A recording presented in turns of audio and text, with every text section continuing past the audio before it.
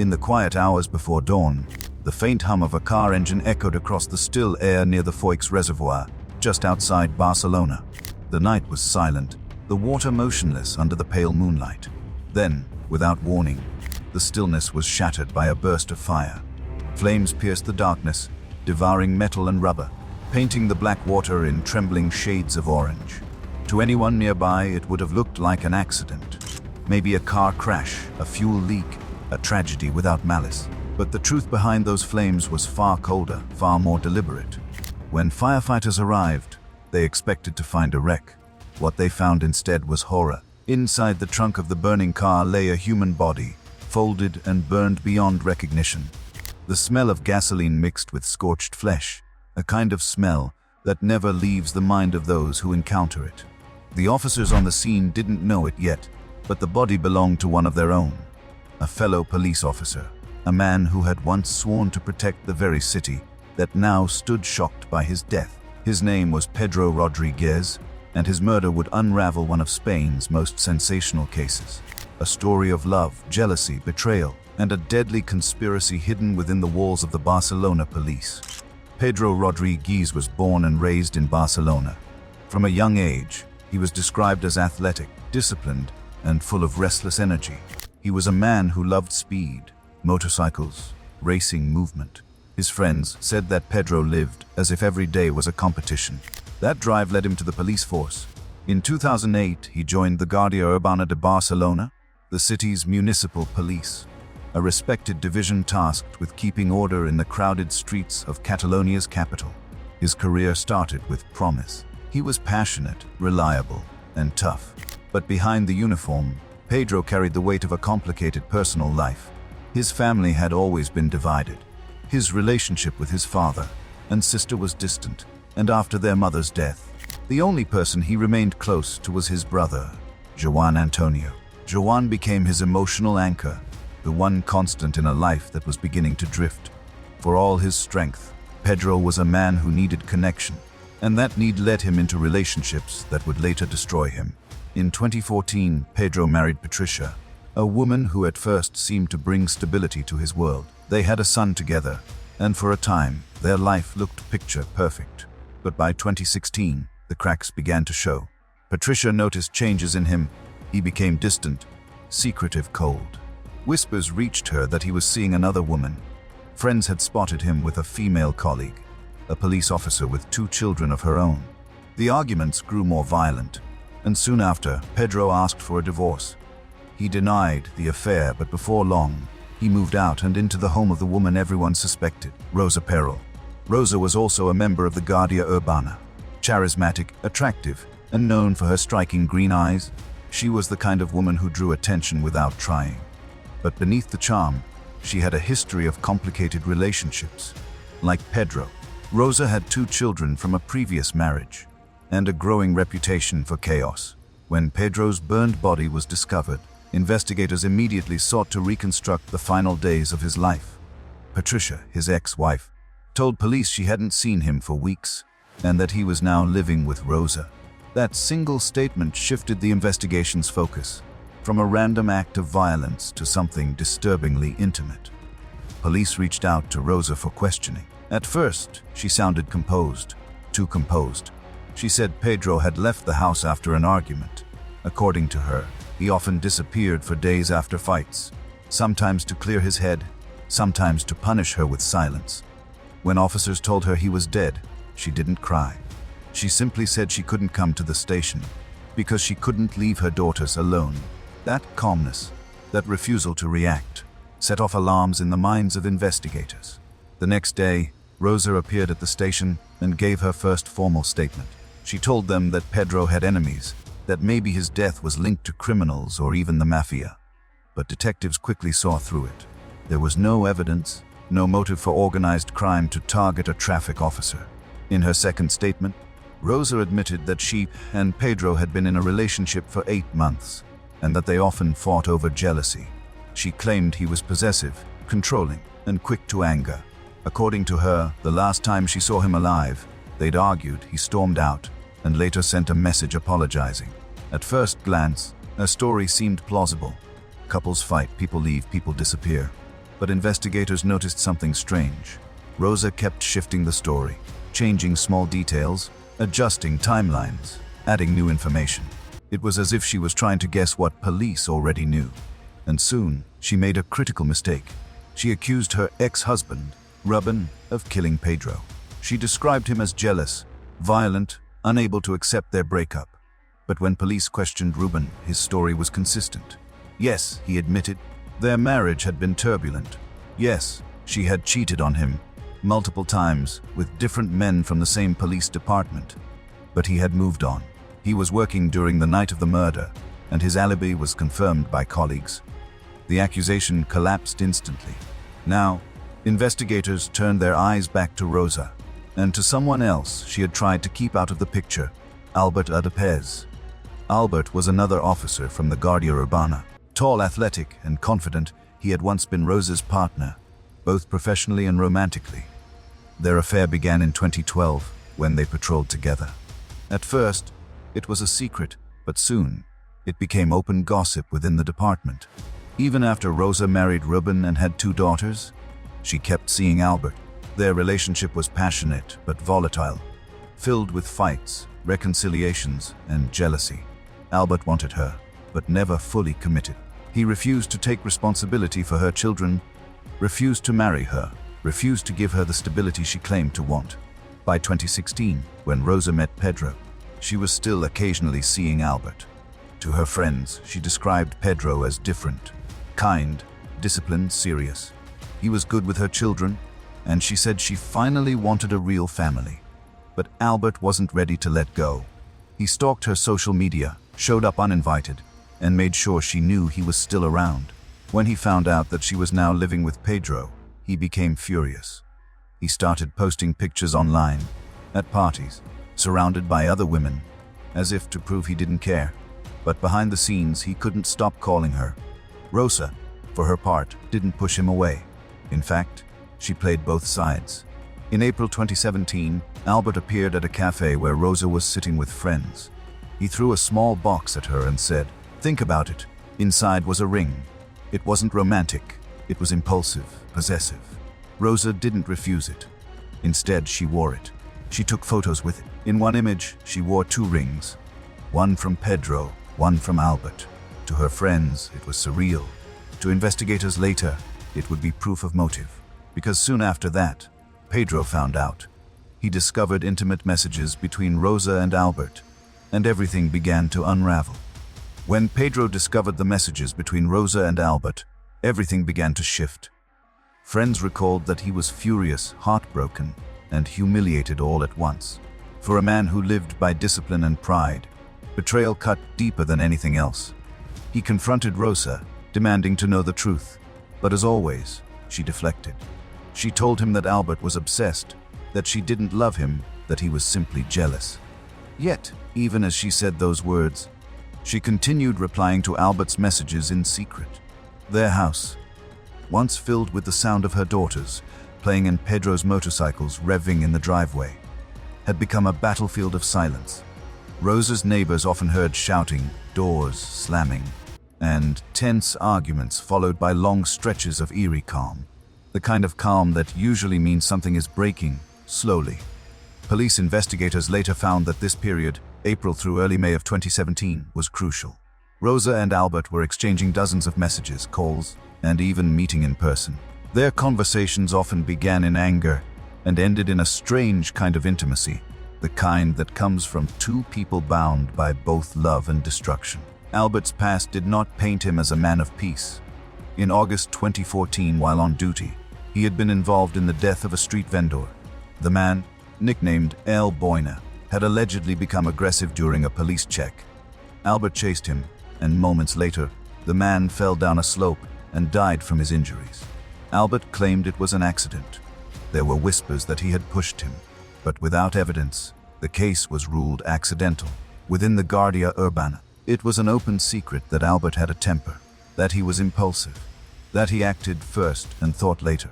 When detectives reopened his file during Pedro's murder investigation, it was like looking at the same pattern repeating itself. Violence, control, and a dangerous need to dominate. Meanwhile, Rosa's own record revealed something equally troubling. Years earlier, someone had hacked her email and leaked an intimate photograph of her to her colleagues, an act of revenge porn that had deeply humiliated her. The case had ended ambiguously, but the gossip within the department branded her reputation. Some pitied her, others saw her as manipulative, and Rosa, wounded, angry, and desperate for control, learned to use attention as both shield and weapon. By April 30th, 2017, the emotional pressure between Pedro, Rosa, and Albert had reached a breaking point. On the night before Pedro's death, the digital trail told its own story. Around 10 p.m., Albert called Rosa. They spoke for several minutes. Then, around 2 a.m., his phone pinged near her house. Rosa's phone was also active at the same location. So was Pedro's. The next morning, Pedro didn't show up for work. His colleagues assumed he was sick or on leave. No one imagined he was already gone. When investigators analyzed the geolocation data later, it became clear all three phones, Pedro's, Rosa's, and Albert's, were together between 2 and 6 a.m. on May 2nd. By sunrise, only 2 of those phones were still active. That same morning, Rosa began sending WhatsApp messages from Pedro's phone, pretending to be him. She wrote to herself and to others claiming he was fine, apologizing, even sending emojis. The tone was off, shorter, colder. To investigators, it was obvious that someone was trying to maintain the illusion that Pedro was alive. When police first questioned Rosa, she had insisted that Pedro had simply left after an argument. But as evidence began piling up, the GPS data, the fake messages, the inconsistencies, her story started to collapse. Detectives decided to put pressure on her. They questioned her for hours, comparing her version of events with Albert's. Every time one of them spoke, officers relayed details to the other to see if their stories aligned. They didn't. Rosa accused Albert of killing Pedro in a fit of rage. Albert, on the other hand, claimed that when he arrived, Pedro was already dead, and that Rosa begged for his help to make it disappear. The truth, as the investigation revealed, was far darker. On the night of May 1st, after yet another argument with Pedro, Rosa reached out to Albert. Whether she invited him over to intimidate Pedro or to plan something more sinister is still debated. But sometime after midnight, Albert arrived. Inside the house, tension spiraled. Investigators believe Pedro was sedated, drugged with medication he took for sciatica. The missing pills later supported that theory. Under the influence, he was dazed, barely able to stand. At around 3 a.m., something violent happened. A struggle. A death. Forensic evidence suggested that Pedro was either bludgeoned or suffocated before being placed in the trunk of his own car. Blood traces found later inside the house matched his DNA, though the walls had been repainted and the floors cleaned with bleach. By dawn, Rosa and Albert were on the move. They drove in separate cars, Rosa in her own, Albert in Pedro's. They headed toward the Foix reservoir, a remote area surrounded by forest and water, far from main roads. There, they poured gasoline inside the car, ignited it, and left it to burn. The inferno devoured everything: the body, the evidence, the identity. When firefighters discovered the wreckage, the scene was so gruesome that even veteran officers struggled to process it. Pedro's remains were barely identifiable. His badge, however, survived, a grim symbol of betrayal. In the days that followed, Rosa behaved like nothing had happened. 2 days after Pedro's body was found, she hosted a dinner party at her house. Guests later told police that she appeared calm, almost cheerful. Albert was there too. They ate, drank wine, and laughed. One friend said that Rosa and Albert even behaved affectionately, as if nothing weighed on their conscience. To investigators, it was chilling, a window into the psychology of two people who had just destroyed a life together. But one detail from that evening would later prove haunting. A neighbor texted Rosa that night, asking about the sound of a chainsaw coming from her property 2 nights earlier, the very night Pedro was believed to have been killed. Rosa didn't reply. Months later, that neighbor would tell police he hadn't spoken sooner because he'd been having an affair with her and didn't want his name involved. The chainsaw was never found. As detectives dug deeper, they began to see Rosa and Albert's behavior as less like two lovers panicking and more like partners in a calculated cover-up. They had attempted to repaint rooms, replace furniture, clean every surface. In Rosa's wardrobe, police found Pedro's police ID, badge, and phone. But what was more alarming were the text messages sent from that phone after his estimated time of death. Clear evidence that someone was pretending to be him to delay discovery. Still, Rosa tried to manipulate the narrative. She told colleagues she was terrified of Albert, that he had a violent streak, that he might hurt her next. To some, it sounded like fear. To investigators, it sounded like preparation. A woman building her defense before she was even accused. By mid-2017, the case had become a media obsession. The Spanish public was gripped by the idea of two police officers, trained to uphold the law, possibly conspiring to murder another officer. The headlines called it El Crimen de la Guardia Urbana, the crime of the urban police. In February 2018, authorities arrested both Rosa Peral and Albert López. Their homes were searched, their vehicles examined, and their electronic records reconstructed minute by minute. Rosa's calm facade began to crumble as she was led away in handcuffs, her two daughters watching from a distance. But the story was far from over. What followed was a courtroom drama that would expose every secret, every lie, and every obsession that had led to one of Spain's most haunting modern crimes. The trial that followed would captivate Spain for years. It wasn't just about the murder of a police officer. It was about betrayal within the very institution meant to uphold justice. The courtroom became a stage, and Rosa Peral and Albert López were its unwilling stars. Every detail of their personal lives was dragged into the open: the affairs, the jealousy, the lies. It was sordid, intimate, and horrifyingly human. By February 2020, 3 years after Pedro Rodríguez's death, the long-awaited trial finally began. Because of the pandemic, the court sat in near silence.